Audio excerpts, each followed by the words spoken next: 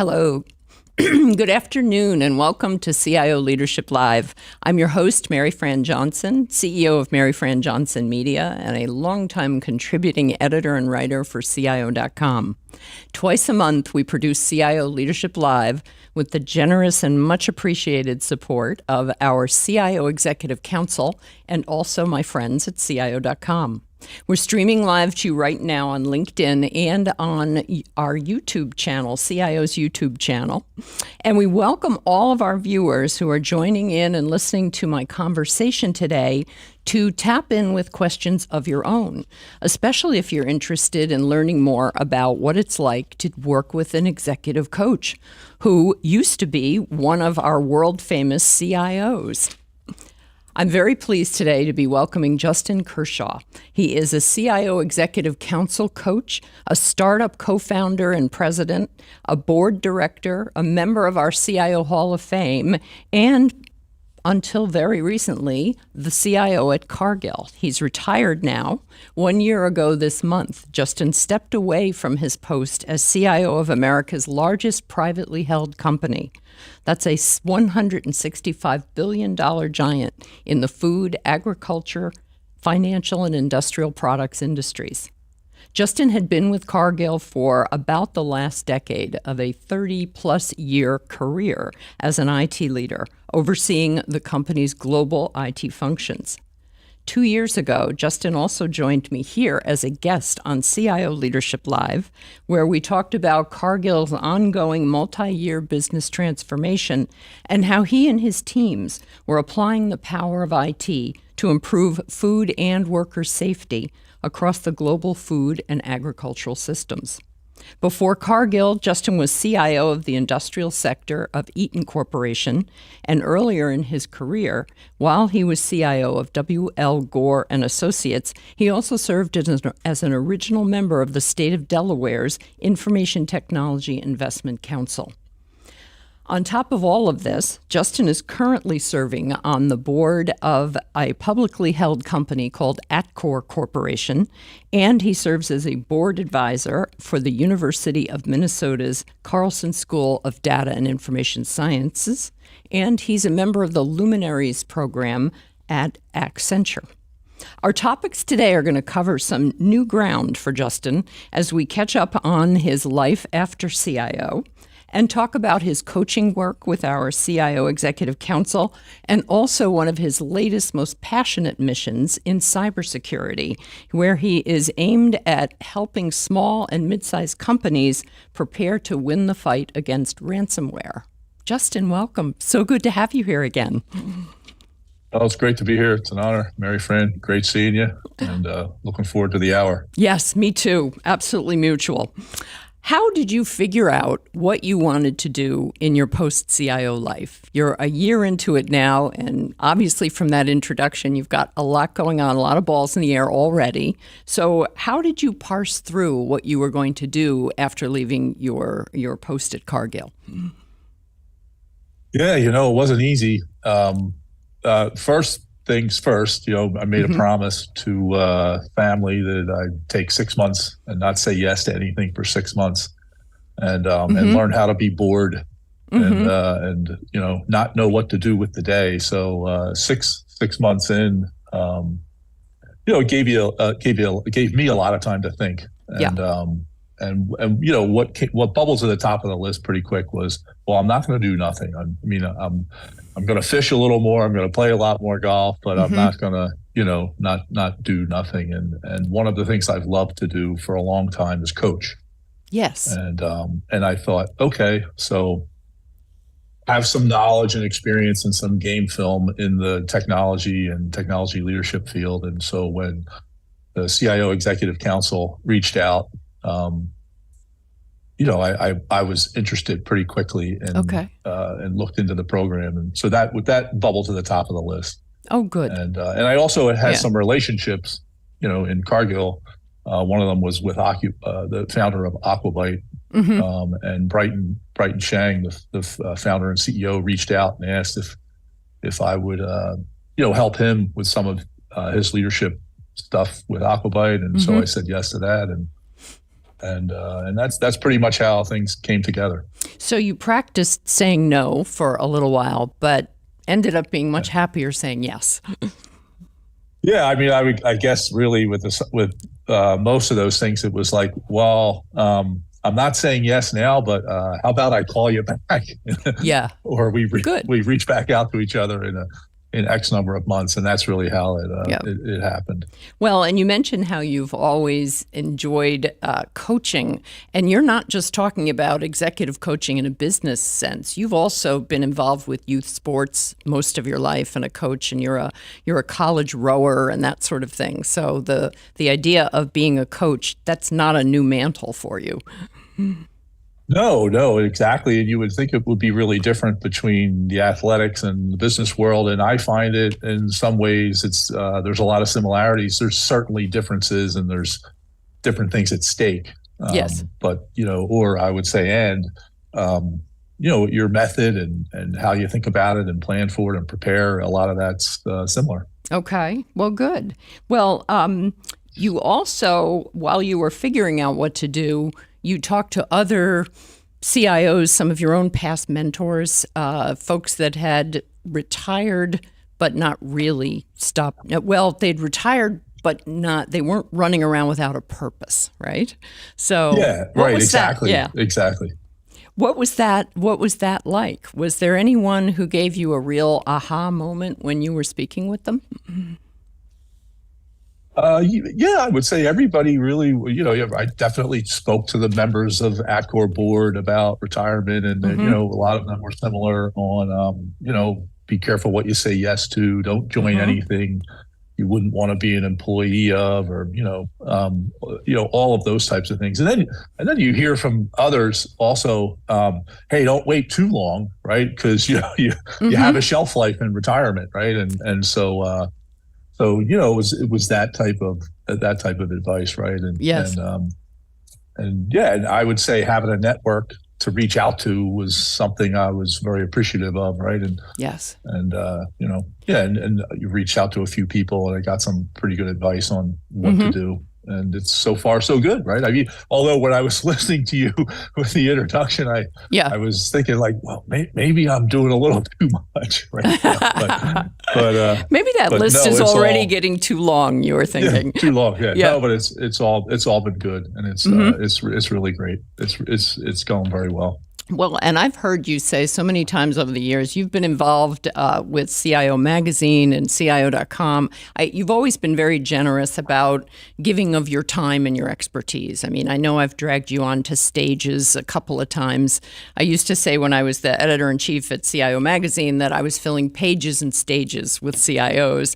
And you were often one of those people who responded, which always amazed me a little bit, because you had a very big, huge job at Cargill. And it's wonderful when CIOs at that level are willing to pay attention to their network and to getting out there and kind of being an example for others. And you used to often say that technology leadership is really a team sport.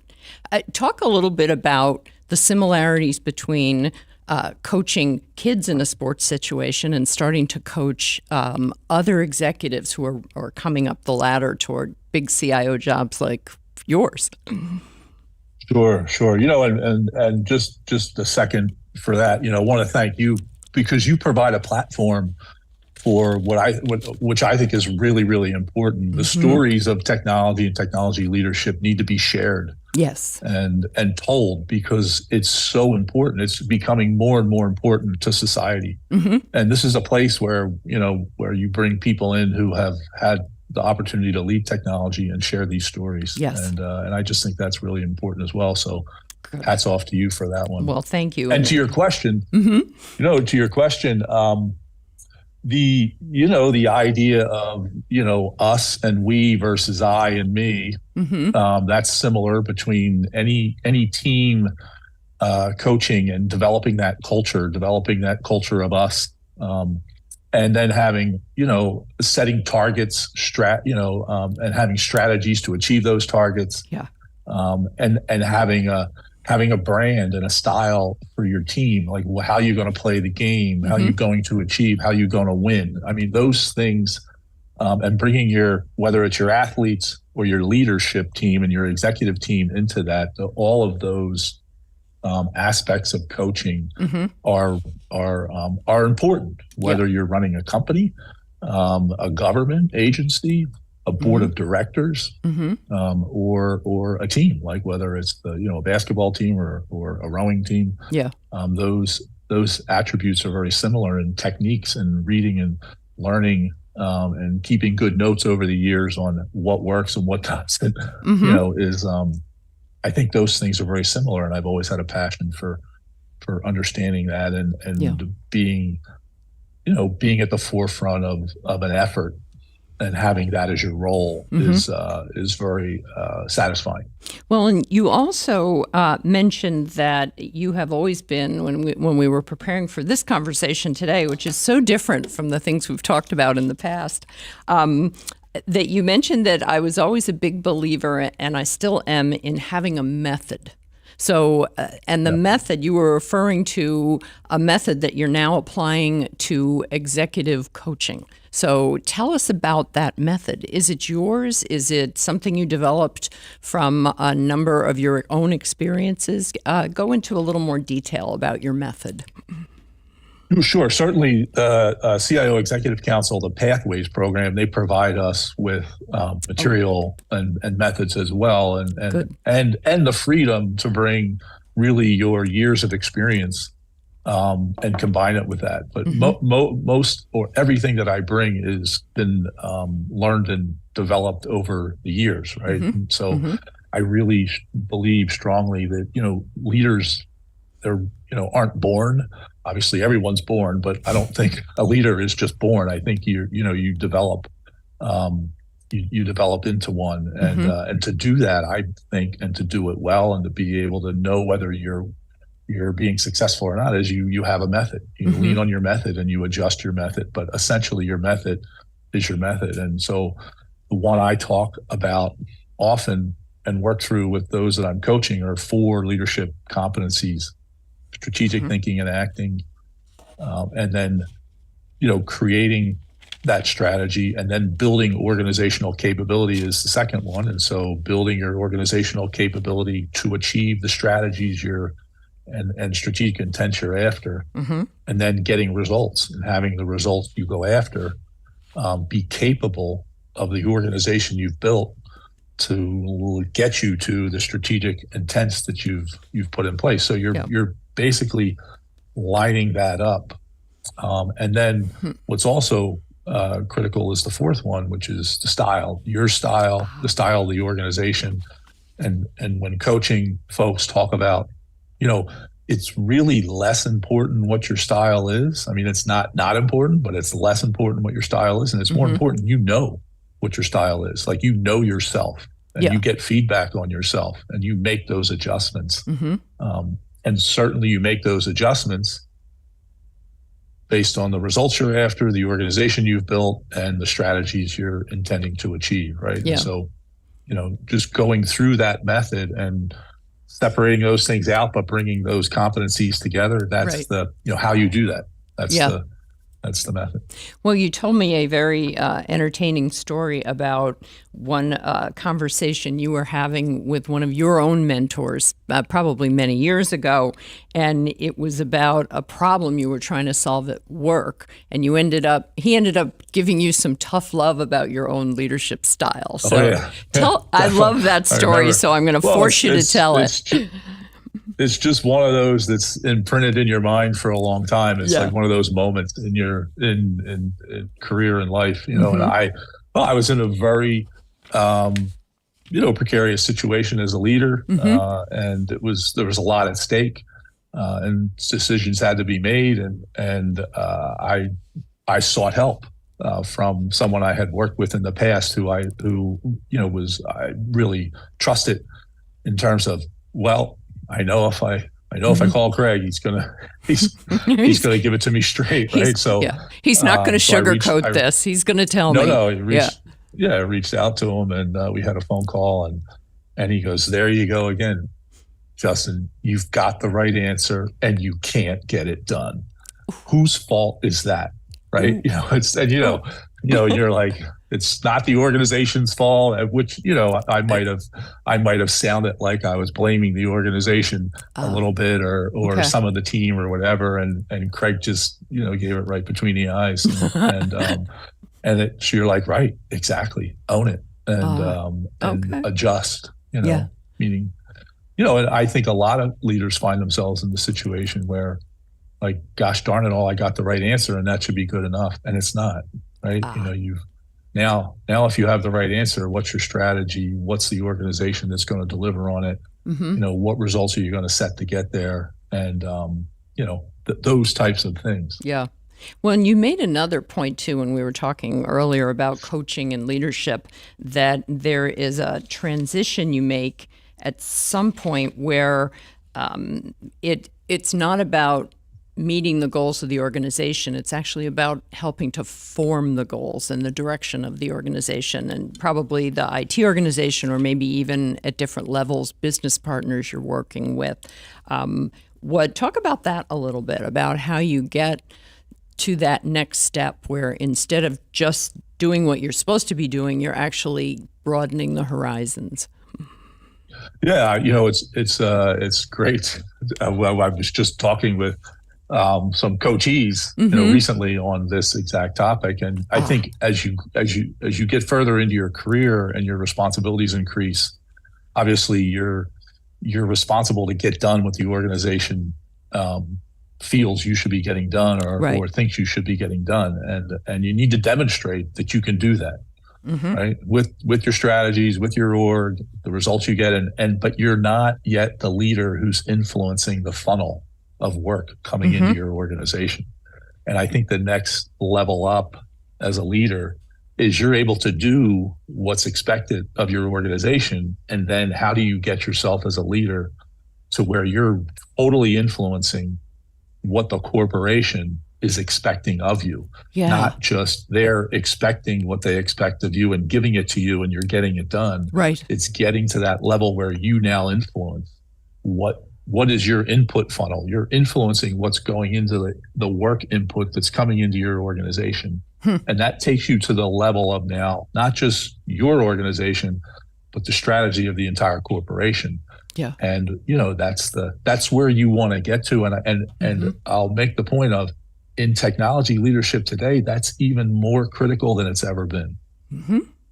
Right? Knowing how to do that, learning how to really truly influence and get done what you believe the corporation needs to expect of you. Yes. Not you just do what they expect of you and someone else is figuring out what's expected of you. You really have influence over what is expected of your organization, and that drives the overall corporation and its stakeholders to be more successful. Well, and I think about how a decade or more ago, we were always talking about how CIOs could get that seat at the table. And probably more than 75% of the Fortune 200, Fortune 500 CIOs have that seat at the table now. And it's what you do with that seat once you get there. And that's, of course, really a strategic driver's seat, isn't it? Yeah. No, well, we used to call that with several folks on my leadership team and just previously is, okay, the dog caught the bus. Now what? Yes. Right? Dog, like, oh, look out, the dog caught the bus. Okay, we're on the bus. Yeah. Okay, exactly. now what are we going to do? Yeah. Right? And we caught the right bus, not the wrong bus. Exactly. Yes. And it's one of those things about being careful what you wish for, because you always want it, and then there you are, So I like to say, yes, be careful what you wish for, but more importantly, prepare for what you wish for. That's a very good motto. And so that's what you're doing with you're coaching 5 different executives, and they're not all right on the cusp of becoming CIOs themselves. You're helping people at different levels in their leadership careers, from what you've told me. Correct. Yeah. Okay. Correct. Yeah. Why did you want to work with a variety of leadership candidates? Because I know some coaches come in to work with the council and they say, I only want folks that are, like right on the cusp of the CIO job itself. That's where I can bring most value. I think it's really rewarding and important to not just help people achieve their potential, but see what their potential can be, and maybe even in the coaching, change what they think their potential is, and then go about in a learning to do in a way that they achieve more than they expected of what they thought they could achieve. And I think to me that's coaching. Yep. Right. You're not setting the goals for them. You're helping them figure out what the goals are, and then maybe with some effective coaching, their goals are bigger. Yes, exactly. Or more appropriate to what they're capable of. Mm-hmm. That's wonderful. Do you ever find yourself becoming like your own mentor, that tough love guy that we mentioned? Do you ever find yourself saying to them, well, here's the problem. The problem is actually you here, and here's what I see. Because you have such a nice guy persona. I have trouble imagining you being that between the eyes with anybody. Can you do that now? Yeah. I've been really blessed. I have had a mentor for 41 years. Wow. And she's you're talking about Joan, aren't you? Yeah, exactly. Yeah. She hears it all, and she's pretty good at giving it straight back, and that's been it's been a team sport for all those years. So wouldn't be here without that. Okay. All right. Fair enough. Now, and I was just about to remind our audience to take advantage of our live connection with Justin here and tap in with questions. And then I look at my very high-tech method for picking up those questions here on my phone, and we have one, and it's a really good one.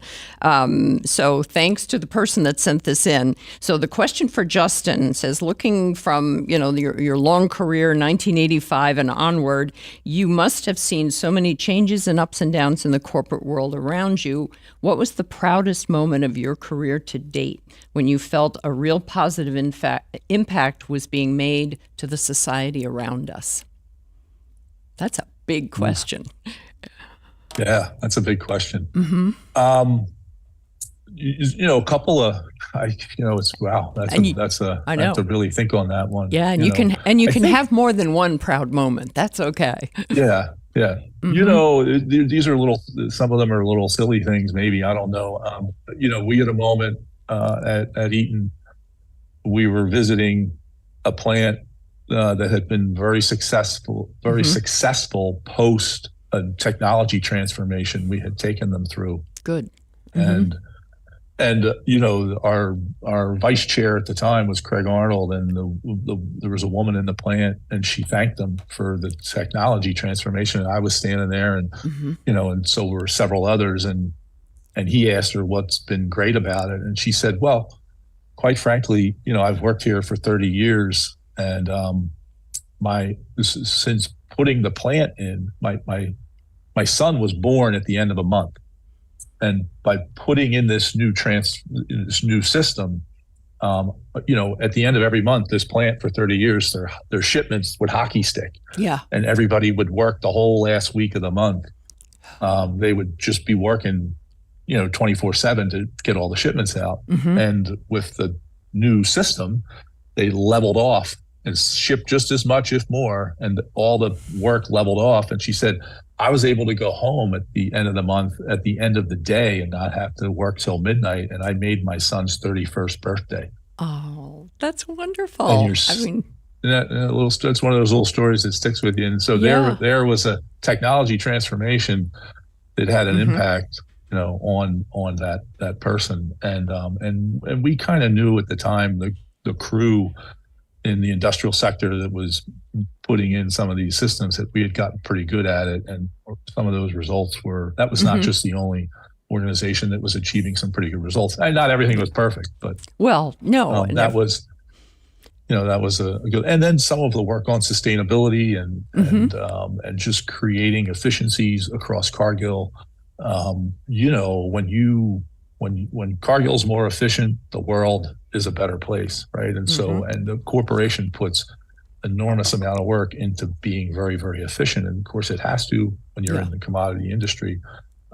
And to me, it was amazing to me just how good that corporation is at some of the things that it does, for the volume of things that it moves. And so being part of that and part of the organization's dedication to improvement, in sustainable supply chains in food and ag, right? Again, it's not perfect, but, people really, really working really hard to be better. Yeah. And I call that, winning through the aggregation of marginal gain, right? So just getting a little bit better and a little bit better and a little bit better over and over and over, right? So those moments where you see you made something a little bit better, those were really proud moments and really satisfying. Well, and when you look at Cargill's website, I'm trying to remember now what the company motto is. It's something about feeding the world. Oh, nourishing the world in a safe, responsible, sustainable way. Oh, there you go. That didn't roll right off my tongue, but you knew what it was. That has always been something that it's hard to argue with a company motto like that. And and I would say, Maryfran, one of the reasons to help Brighton and Aquabite is this is a startup company using amazing AI technology with cameras in an industry that needs to work on overall sustainability, and Aquabite's really helping that industry and its customers become a lot more sustainable, right? And so that's another proud moment, right? When you get to help an organization. Obviously, it's a company. It needs to have payback for its stakeholders. Sure.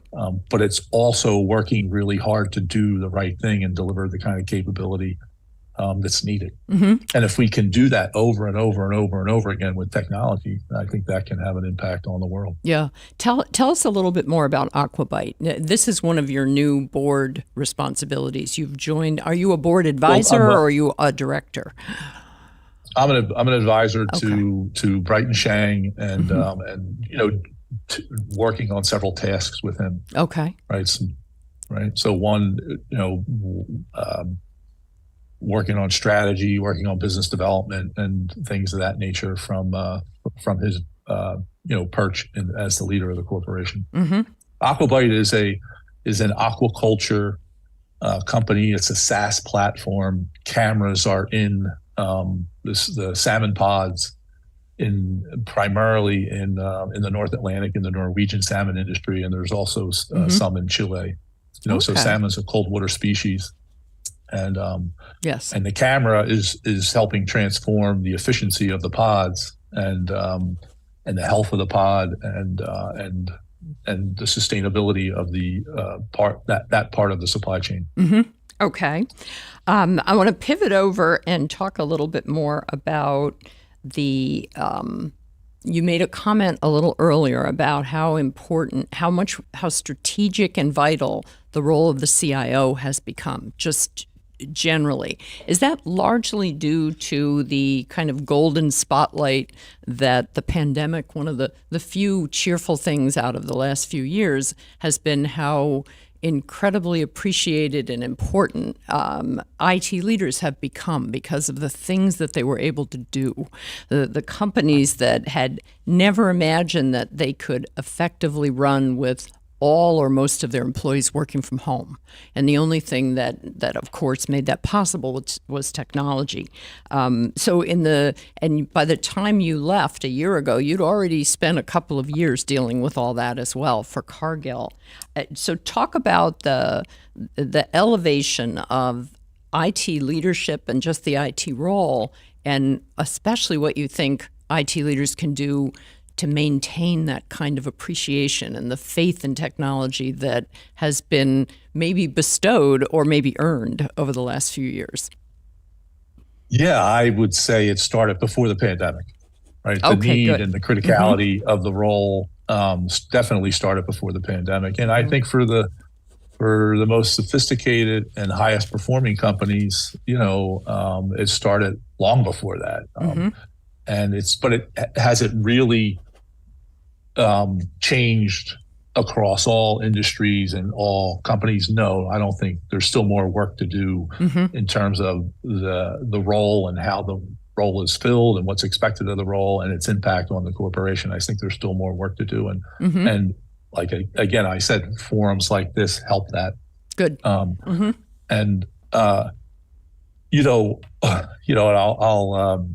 say it in all seriousness, and then with a little bit of humor, the pandemic did shine a light on us and our role and our teams in the corporations for those that successfully, traversed that. And I would say, for in the early stages of the pandemic, they were, I laugh, I say they were building statues to the IT teams and IT leaders because of how fast a lot of the world pivoted. Yes. To be able to, how that work was accomplished. And then, I think when we all started submitting our new budgets a year later, a year and a half later, maybe some of those statues melted to the ground. But I was going to say some of them turned out to be made from salt and it started to rain. It started to melt to the ground. And although I think that was a really huge learning moment for a lot of organizations and a good one, meaning like what's possible, right? Yeah. And but also obviously very disruptive, right? I mean, I think figuring out how best work gets done and where it gets done and all of those things is still something that's being worked out. Yeah. But I certainly think it did help accelerate the criticality of an IT leader, and to me, one of the real critical learnings was, man, the one thing you cannot do as an IT leader, as a CIO, or as a technology executive is like fall asleep on how good you are at the fundamentals. Okay. The fundamentals of very good information technology management. And if those who were pretty good at the fundamentals did well in the transition of the pandemic, and those that didn't, struggled or had to do what they do and take on an awful lot more risk. Yeah. Right. And then go back and address the risk. I think a lot of organizations had to do some of that anyway. But I think one of the big learnings through the pandemic was, just how important it is to be good at the fundamentals. Like have the inventory of your technology, where are your backups? How fast can you restore things, and all of what we, think is boring and not exciting, and all of that stuff. I think we learn is really, really critical. Yeah. Critical part of the leadership, right? And how to do it and do it really well, and then also be involved in driving all the more advances that are coming, like digital platforms and data and AI and those types of things to improve the organization. But you have to pay very, very close attention to the fundamentals, and that starts right at the top. All right. And that's such a perfect pivot to my next question, because I want to talk about ransomware. That was one of the things I noticed when I look back at more than 2 years ago when you and I spoke on this show. You're one of the very few CIOs who was willing to actually talk in a little bit of detail about the security, the information security awakening that you'd had, and building a security operations center and all that sort of. In fact, you wanted to talk about it because you're looking to draw more talent to the company. And the last time we spoke, I discovered that you are about to launch with two other business colleagues, essentially a consultancy to help small and medium-sized businesses win the fight or avoid getting knocked out of the ring then by ransomware. So why is this so important? Why are you so passionate about, of all the cybersecurity things that might happen to companies, why does this one catch your interest more than the rest of it? Yeah, it's, I guess it really starts to, when I joined Cargill, and, quickly learning and understanding that there is a, big chunk of work required to really secure the corporation and manage the risk of cybersecurity much, much better than what had been being done previously. And I would say that, that corporation wasn't any different than any of its other peers at the time, or even others that are similar to it in other industries. It was, 10, 15 years ago was the real, acceleration of the need to really address security with a lot more focus. And what I would say is really then it was the beginning of everything having to go through, everything you did in technology having to go through that lens. Okay. Because technology was accelerating, and things connecting to the internet and secure and unsecure, at a much faster rate. And about 9 years ago, when I was at Cargill, we had a piece of the corporation hit by a ransom attack, and essentially that entire chunk of the business was really kind of offline, like all the data, all the backups, everything ransomed, and I got a call at 4 a.m. Hey, this business is no longer, it's gone essentially. And what do you mean gone? And I know, it wasn't the whole company, but it was, right. And even inside of Cargill, you might call it, not a sizable chunk of the corporation, but a small. What's small to Cargill is very, very big to other pieces. So it was not an insignificant loss, and that was the wake up call at Cargill had already begun. Yeah,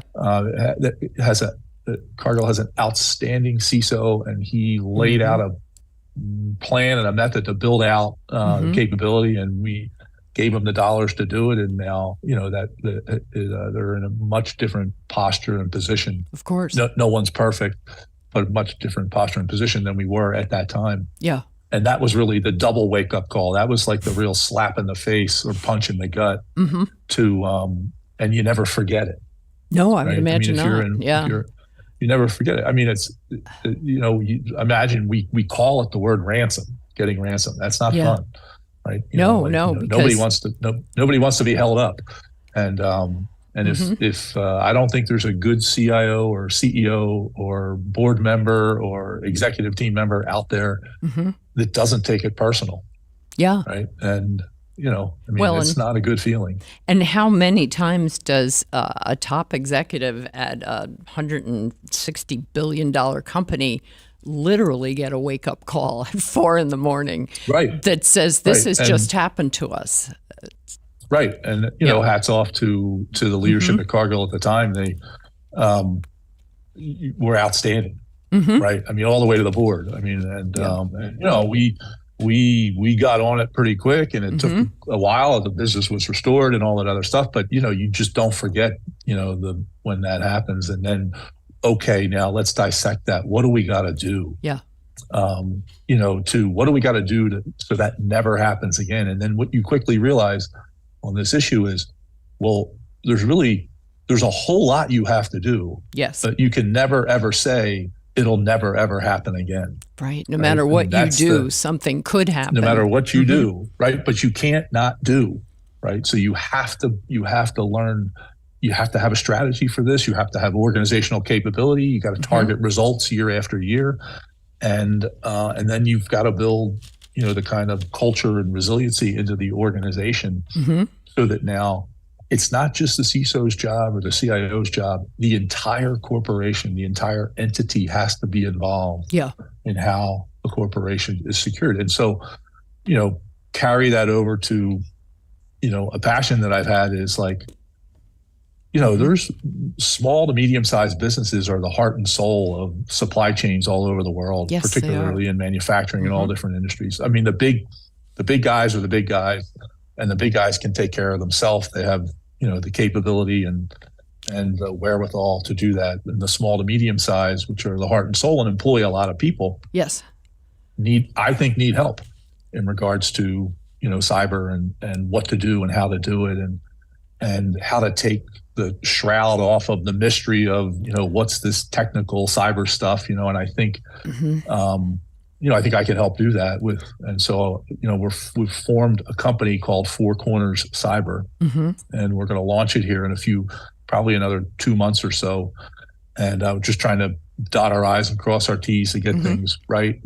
And really help that part of the business world across several industries, address the regulatory stuff that's coming, the roadmaps that are needed, the playbooks that need to be in place, where their vulnerabilities are, how to put them on a roadmap, what to address first, through assessment. And then also because of these two other business partners in the recruiting world and staffing world, and doing that with technology, a company called SoluStaff, which is the people I'm partnering with, who staff technology positions.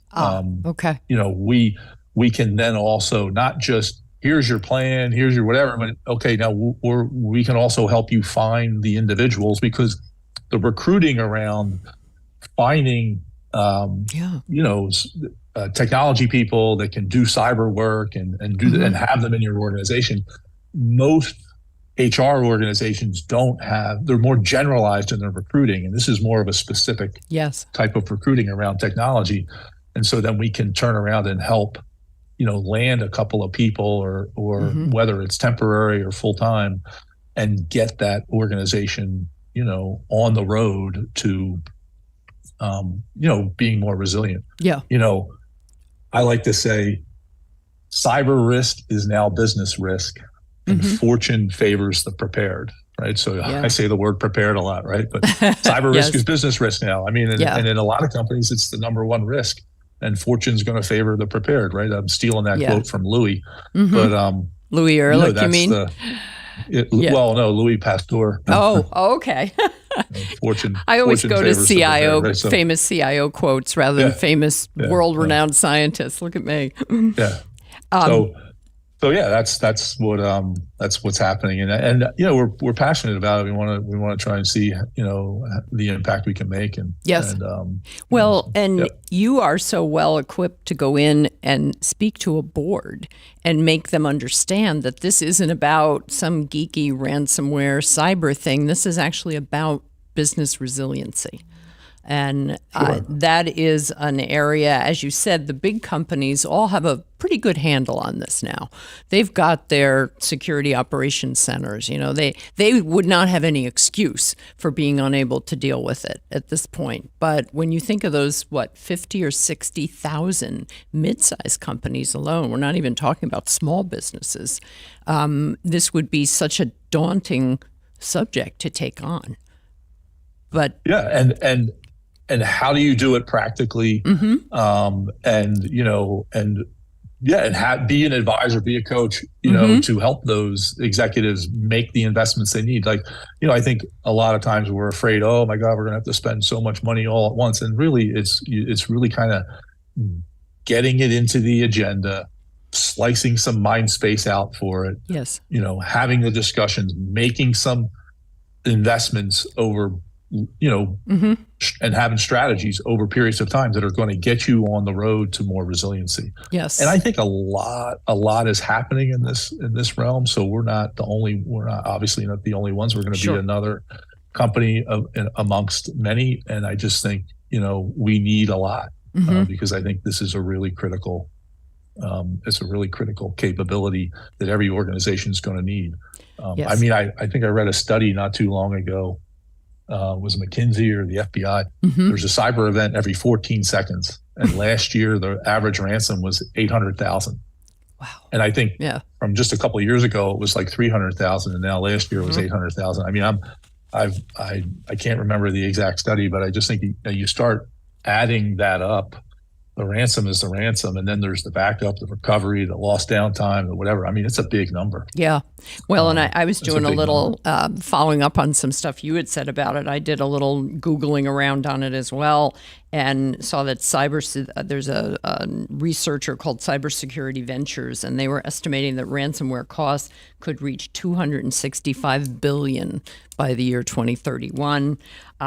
Numbers like that always make your eyes cross a little bit because it's such a big number you can't really imagine it. But there were some examples about the size of ransom that some very well-known companies had to pay. There was an oil and gas company had to pay a $4.5 million ransom a few years ago. There was you probably know the global meat producer company cited here, and theirs was an $11 million ransom.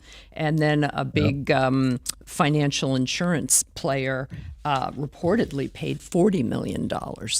Now, so small or medium-sized companies listening to this might think, well, they're not going to come after me because we couldn't pay them $40 million, so maybe we'll be safe. Maybe they won't pay attention to us, which I could imagine CEOs saying that. And you have a counter-argument to that? The idea that we're too small for someone to ransom us? Yeah, no, I do, because there's more and more people joining the market, and the cost to deliver an attack has gone down. The levels of sophistication have gone up. I think everyone should have the attitude it's inevitable, and we should be prepared for it. Right? I mean, that's just like I said, and I think us in our leadership roles. Now and I think it's there by and large, but there's a lot more to do in terms of putting everything through this lens, and then even helping, with the coaching, helping the upcoming leaders learn how to address this, present it, and sell it to those who are going to put the money where the capability is needed to get it done. I mean, it's not easy to sell. This feels like you have to buy insurance and all that other stuff, right? And maybe I'll just buy the cyber insurance, but you've got to do more than that, right? I mean, because the first thing the insurer is going to do is assess you, and your premium, is going to be big if you're doing very little. Yeah, and, so it's a responsibility and a capability that really has to get paid attention to. Yeah. Well, and I looked up, I was checking out every year. It started at CIO Magazine, and now CIO.com does our State of the CIO research every year. And the 2023 version always comes out in January. And I'm always so fascinated with it because it's a snapshot of what something over 1,000 IT leaders, but also line of business leaders and CEOs, what they're paying attention to in the IT world and how things are happening. And there was a very interesting finding this year that the need for security improvements was cited as the number one reason for technology budgets increasing in 2023. Because there's been a lot of focus on that, and that there were every year the CIOs, of course, are surveyed, and we're talking this is more than 840, I think, CIOs in this year's research about where they anticipate their involvement to increase in the following areas. And this isn't just budget increases. This is how much are you paying attention to this. Cybersecurity led the list. 70% of those 800 plus CIOs said their involvement was going to be increasing in cybersecurity. Data analytics and data privacy came in second, but that was at 55%. So, there's, so the recognition of that resiliency and what it's meaning to corporations, I think, has really, really arrived home. Let me see. I want to also, on top of all of the things you've been talking about, and these have been great, we've mentioned boards here and there. Your experience as a board member, and you started on the AtCor board in 2017, which happened to be the same year that you joined the CIO Hall of Fame. I don't think anyone listening would be surprised to find that you're in the Hall of Fame. But the work that you did on a board for 3, 4, 5 years before you moved into this next phase of your après CIO life, what does being on a board do for you as a working CIO, and why? And would you recommend it for other full-time, busy CIOs to start thinking about serving on a board of directors now, not waiting until they're retired?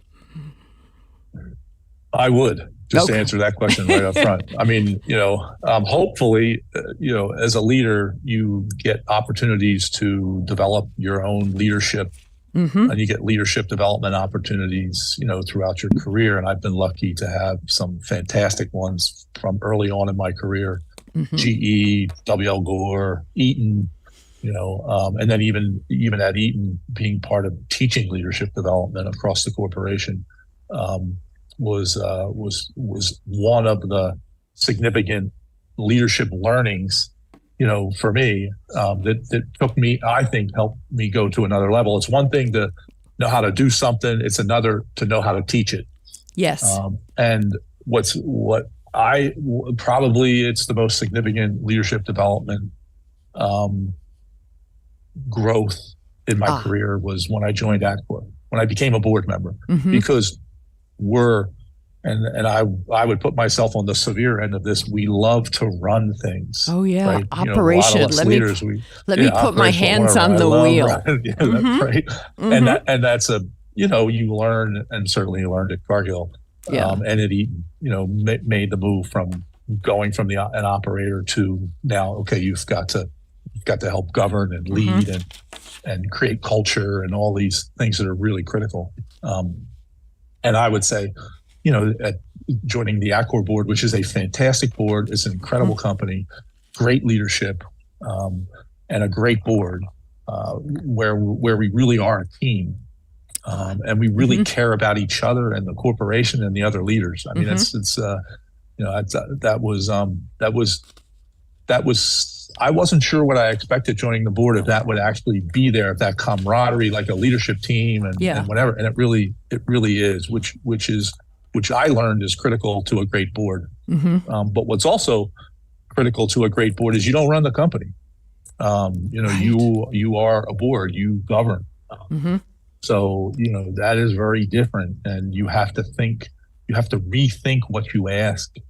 You have to ask about, you have to rethink your approach, because the executive team and the CEO and runs the company, and you're really trying to evaluate how are they doing, what questions do we need to ask, let's make sure we're connecting our reporting to everything, regulatory, all of the board type responsibilities, which are very different than running the corporation. Now, having years of experience of running very large things, and having the financial acumen, those are important as well. But I would say, you look at the corporation through a different set of lenses when you're on a board than when you're on the executive team or the CEO. Yeah.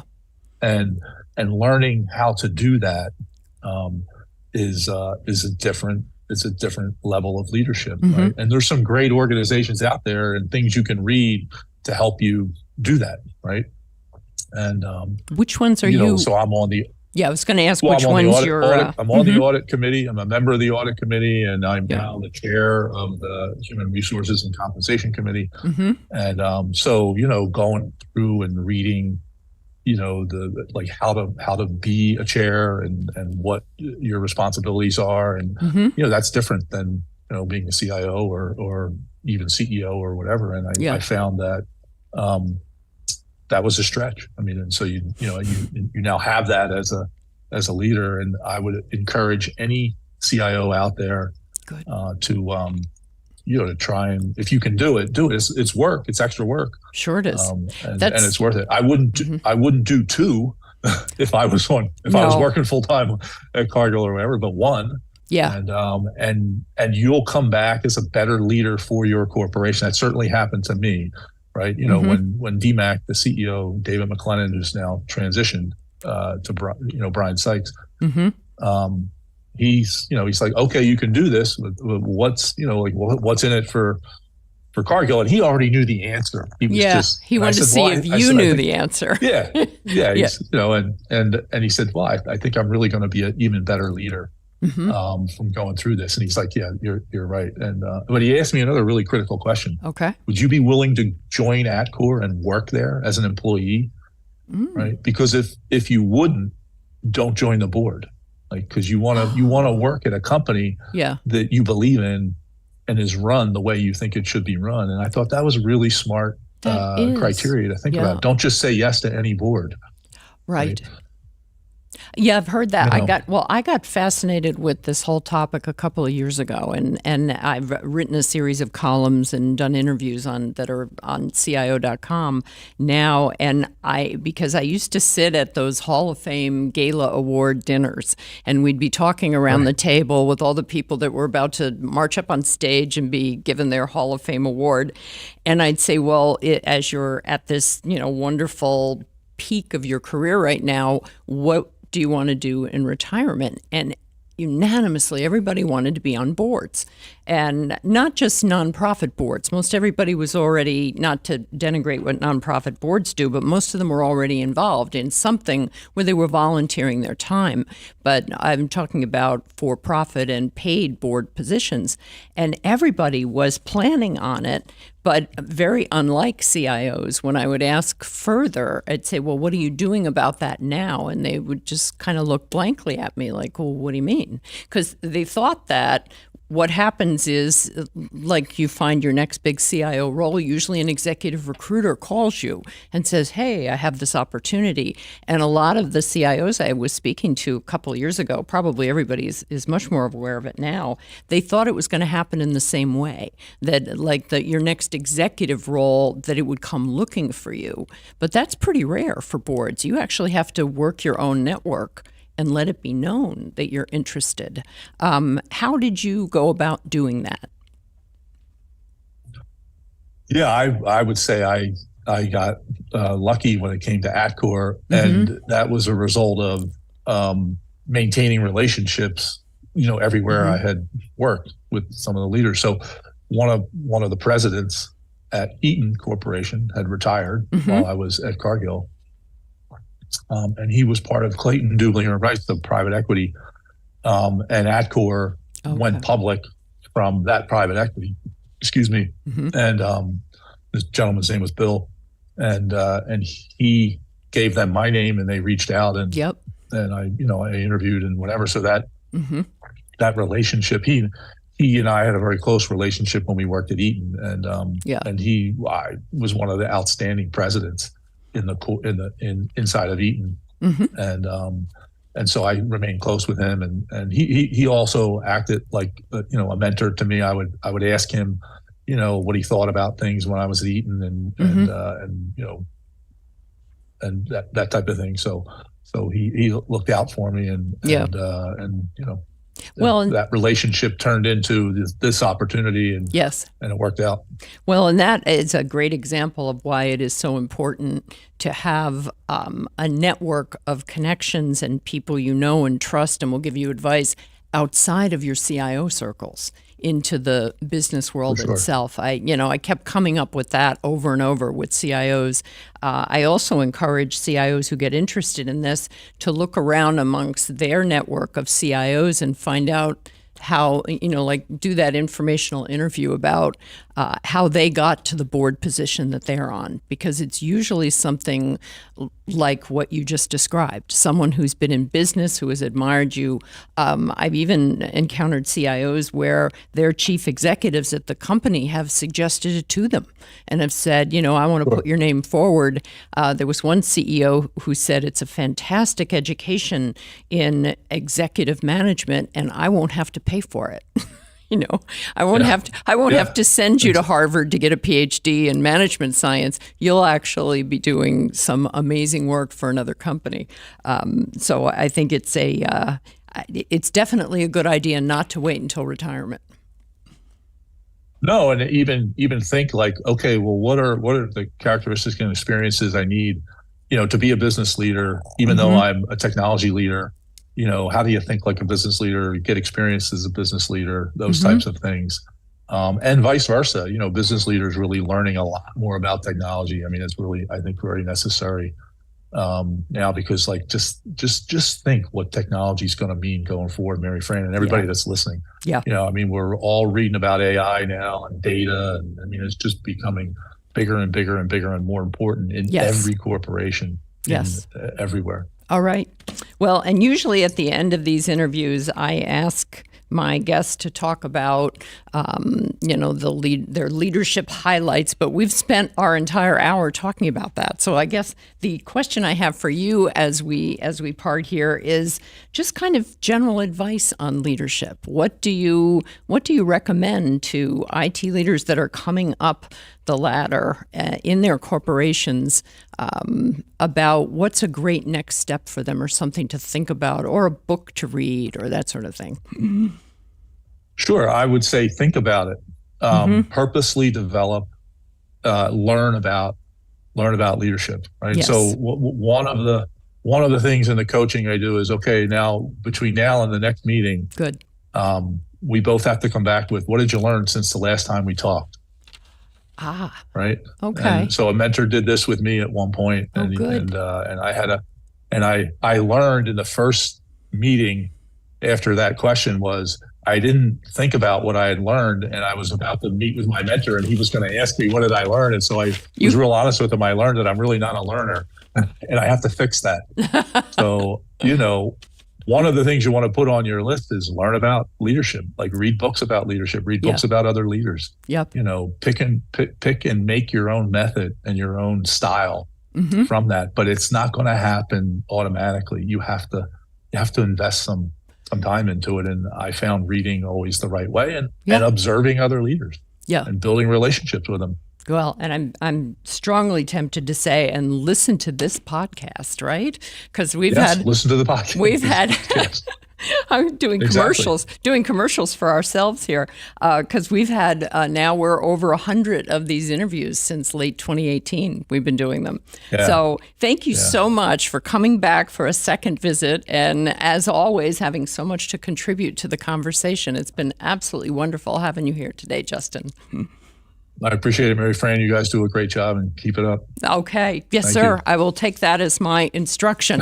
And so if you joined us late today, don't worry. You can watch the full episode of this conversation right here on LinkedIn later today, but also on CIO.com and on CIO's YouTube channel. CIO Leadership Live is also available as an audio podcast wherever you find your podcasts. And I hope that you got as much out of and enjoyed today's conversation with Justin Kershaw as I did. He is a CIO Executive Coach, a retired CIO. Like all of you out there, he is so many different things and so good for businesses out there.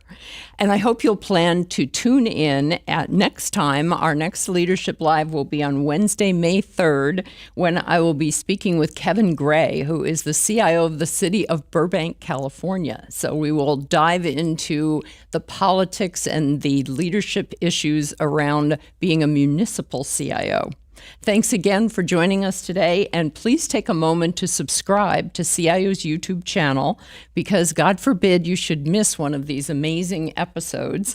You'll find all of the previous episodes of CIO Leadership Live there, and I keep pointing out how incredibly bingeable they are, so feel free to just sit down and watch 100+ hours of these. In the meantime, you probably don't have the time for that, but that's okay. Stay well, and we'll see you here again next time in 2 weeks. Take care.